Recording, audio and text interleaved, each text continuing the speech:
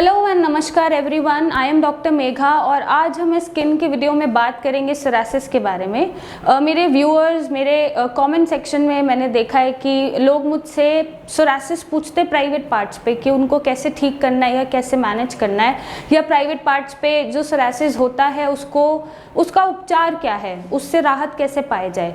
तो सबसे पहले हम यहाँ पे ये देखेंगे कि सोरासिस में जो हमारा सोरासिस सिर्फ प्राइवेट पार्ट्स पे होता है, मीन्स सोरासिस जो सिर्फ जेनाइटल ऑर्गन्स पे होता है, जैसे मेल के प्राइवेट पार्ट पे या फीमेल के प्राइवेट पार्ट पे, अगर मैं कहूँ पेनिस पे या वजाइना के आसपास, उसको हम सोरासिस बोलते हैं जेनाइटल पार्ट्स पे।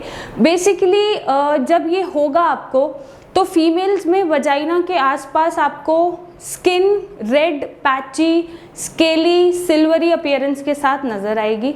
हो सकता है ये वजाइना के आसपास फोल्ड्स के पास नज़र आए, या हम लेबिया बोलते हैं, वल्वा बोलते हैं, उसके ऊपर नज़र आए, वहाँ से ये इरप्शंस बनने शुरू होते हैं। मेल्स में ज़्यादातर जो सोरासिस प्राइवेट पार्ट्स पे मिलता है वो पेनिस के टिप से मिलता है। सबसे पहले जो इरप्शंस आएंगे वो हो सकता है कि पेनिस के टिप पर आए, वही रेड, इची, पैची, स्केली स्किन हो, सिल्वरी अपीयरेंस हो भी सकती है, ज़रूरी नहीं है कि वो हो। तो ये कुछ पहचान होती है कि आपको जो सोरासिस हो रहा है प्राइवेट पार्ट्स पे वो सोरासिस ही है, फंगल नहीं है, क्योंकि फंगल में अक्सर स्किन काली पड़ती है और रिंग्स बनते हैं। अगर रिंग्स नहीं बन रही और स्किन काली नहीं पड़ रही है तो वो सोरासिस ही है। अब हम बात करेंगे कि व्हाट कॉजेज जेनाइटल सोरासिस, ये कॉज कैसे होता है। देखिए, कॉजेज बेसिकली सोरासिस जो ऑटो इम्यून डिसऑर्डर है वो क्यों कॉज हो रहा है, जब अपनी बॉडी इम्यूनिटी नॉर्मल सेल्स को ही अटैक करनी शुरू कर रही है या हेल्दी सेल्स को अटैक करनी शुरू कर रही है, और वो सेल्स इतनी तेज़ी से बढ़ रहे हैं, एबनॉर्मली ग्रो कर रहे हैं कि वो अनकंट्रोलेबल हो गए हैं और आपको ऐसी अपीयरेंस दे रहे हैं स्किन पे, इन्फ्लेमेशन के साथ, इचिंग के साथ, स्केली अपीयरेंस के साथ, सिल्वर अपीयरेंस के साथ, तो वो सोरासिस बनने लग जाती है। अक्सर हमारी बॉडी में क्या होता है कि कोई फॉरेन मटीरियल आया, कोई जर्म आया, कोई इन्फेक्शन आया, तो हमारी बॉडी उससे लड़ेगी।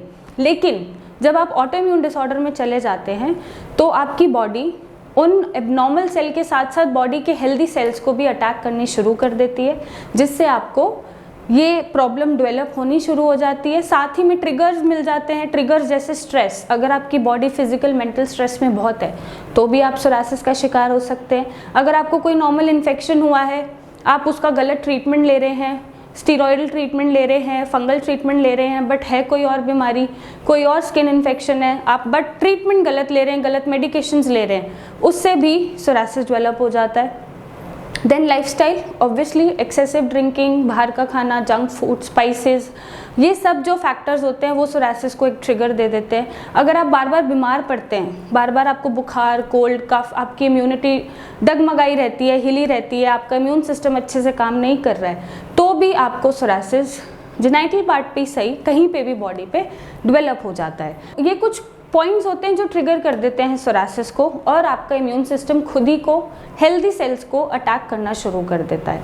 अब अगर मैं बात करूं कि आप इसको ठीक कैसे कर सकते हो, आप इसको मैनेजमेंट कैसे दे सकते हो, आप इससे राहत कैसे पा सकते हो, सबसे पहले तो आपको ज़्यादा जो खुजली मचती है बट खुजाना नहीं है, आप कोशिश करो कि आप जो भी प्राइवेट पार्ट्स पे आपको पैचेस बन रहे हैं सोरासिस के, उसको आप ज़्यादा से ज़्यादा वॉश करते रहो ठंडे पानी से, और उस एरिया को क्लीन रखते रहो। क्लीन एज इन, जैसे प्यूबिक हेयर होते हैं हमारे, प्राइवेट पार्ट्स पे बाल होते हैं, प्यूबिक हेयर हम बोलते हैं, उनको आप क्लीन करते रहो। किसी और का रेज़र मत यूज़ करिए या किसी और का ट्रिमर मत यूज़ करिए, अपना सेपरेट रेज़र या ट्रिमर रखिए, हाइजीन बना के रखिए, बार बार उसको ठंडे पानी से वॉश करते रहिए। ये एक बहुत बड़ा मिथ है कि अगर सोरासिस आपको प्राइवेट पार्ट पे है तो हो सकता है आपके पार्टनर को सोरासिस हो जाए, ऐसा नहीं होता। सोरासिस सेक्सुअल ट्रांसमिटेड डिसीज़ में नहीं आता। अगर आप पार्टनर के साथ कांटेक्ट बनाओगे तो आपका पार्टनर एकदम सेफ है, उसको सोरासिस आपके टच से या आपके साथ सेक्सुअल एक्टिविटी बनाने से नहीं होगा। तो ये जो मिथ है ये आप क्लियर करिएगा। आपको छूने से किसी को सोरासिस नहीं होगा, आपके कांटेक्ट बनाने से किसी को सोरासिस नहीं होगा, आपके पार्टनर्स एकदम सेफ है। ये सेक्सुअल ट्रांसमिटेड डिसीजेज में नहीं आता है। साथ ही साथ आप उस जगह को ड्राई मत होने दीजिए। आप उसको मॉइस्चराइज करते रहिए, या सबसे जो अच्छी चीज़ है जो मैं हमेशा बोलती हूँ, नारियल तेल में आप कपूर मिला के लगाते रहिए, बार बार लगाइए। नारियल तेल और कपूर दोनों ही ठंडी तासीर के होते हैं, तो जलन और खुजली दोनों में आपको आराम देंगे। नेक्स्ट, आप इसके मैनेजमेंट में ध्यान रख सकते हैं कि आप कॉटन के अंडरगारमेंट्स पहनिए, कोई सिंथेटिक नहीं होना चाहिए, सिल्क नहीं होना चाहिए, बहुत स्मूथ, जैसे बच्चों को हम कपड़े पहनाते हैं, अंडरगारमेंट्स पहनाते हैं, लंगोट पहनाते हैं या फिर ब्लूमर्स पहनाते हैं, आप वैसे ही उसी कपड़े के कॉटन वाले आप गारमेंट्स पहनिए, ताकि आपको इचिंग और इरिटेशन ना होती रहे। उस जगह को ड्राई मत होने दीजिएगा, और क्लिनलीनेस है, हाइजीन है, वो आप मेंटेन करके रखिए। और अगर आपको ये ठीक करना है तो आप हमारा ट्रीटमेंट लीजिए, क्योंकि हमारा ट्रीटमेंट इनको सप्रेस ना करके इनको क्योर करता है।